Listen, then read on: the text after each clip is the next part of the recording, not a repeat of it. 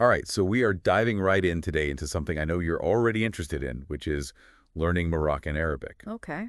And specifically, we are going to take a closer look at that article that you have flagged from lingualid.com.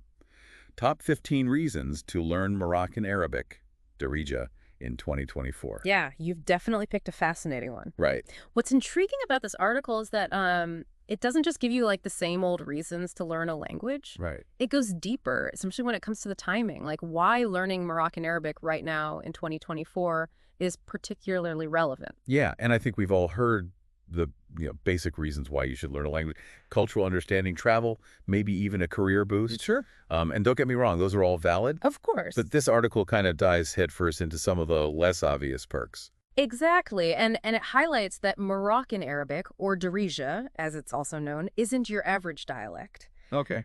It's this amazing blend of Arabic Amazigh, which is the language of the indigenous Berber people, and even has like these splashes of European languages. Wow. And that's not just a fun fact for linguists, Right, know, yeah. it gives you the speaker a remarkable communication advantage. It's like having a linguistic Swiss Army knife. Precisely. Yeah. You can adapt your Darija depending on the situation, the subject matter, even who you're talking to. Oh, wow. That kind of nuanced communication is something that most language learners can only dream of. Right. It's a real testament to Morocco's history as this vibrant crossroads of cultures. And speaking of crossroads, did you catch that part in the article about the FIFA World Cup, Yes. the one in 2030? Right. Being co-hosted by Morocco. I mean, that just adds a whole other layer of coolness to learning Darija now. It's true. Imagine not just watching the matches, but like actually discussing the games, the goals, the upsets, all in Darija with locals. Oh, wow.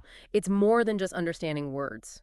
Yeah. It's about tapping into the raw energy and passion of Moroccan football culture firsthand to talk about an immersive experience. Yeah, it makes those travel shows where everybody's just awkwardly pointing at menus seem a little pale in comparison. Absolutely. And this isn't just about the World Cup, really. This is about a larger trend. Okay. As the world becomes more interconnected, having that linguistic fluency in a place like Morocco, a country that bridges continents and cultures, it's like having a VIP pass to understanding global trends as they emerge. Okay, so we've got cultural depth, we've got global edge. But the thing that really stood out to me was that bit about hidden gems. Those experiences travelers always rave about, but are never in the guidebooks. Ah, yes. How do we get those? This is where learning Darija truly becomes about unlocking those off-the-beaten-path treasures.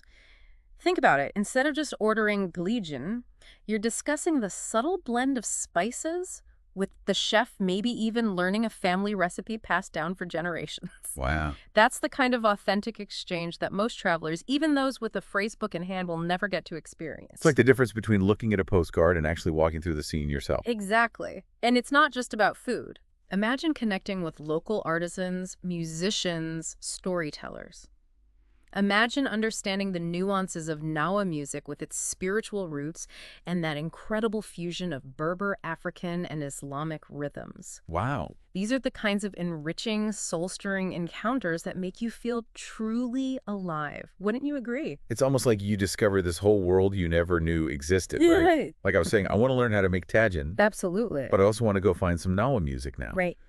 It opens up all these new avenues for exploration. That's the beauty of it. And what's really neat is that the article we're discussing, it's not just dangling these possibilities in front of you. Right. It actually provides a starting point. Yeah, you're talking about lingualid.com itself. Exactly. Like they have resources where you can learn Darija. They You do. can get this for free. For free. It's like they knew we were deep diving this article and they wanted to give our listeners a head start.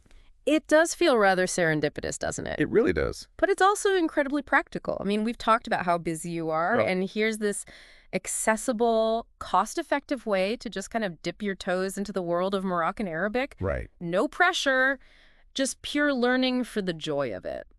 So to wrap things up for our listener today, Yeah. it seems like we've unearthed a treasure trove of reasons to learn Moroccan Arabic. We have. It's not just about adding another language to your repertoire. No. It's about unlocking this whole other dimension of cultural understanding, personal growth, and, yeah, even some serious fun along the way. Beautifully put. And if I can leave you with one final thought, it's this. Imagine yourself a few years from now, fluent in Darija, navigating the bustling markets of Marrakech, engaging in witty banter with locals, maybe even sharing a pot of mint tea with a Nawa musician, while discussing the finer points of their craft. Wow. That's the transformative power of language learning, and specifically the magic of immersing yourself in a culture as rich and vibrant as Morocco's. Who knows what other hidden gems you might uncover along the way?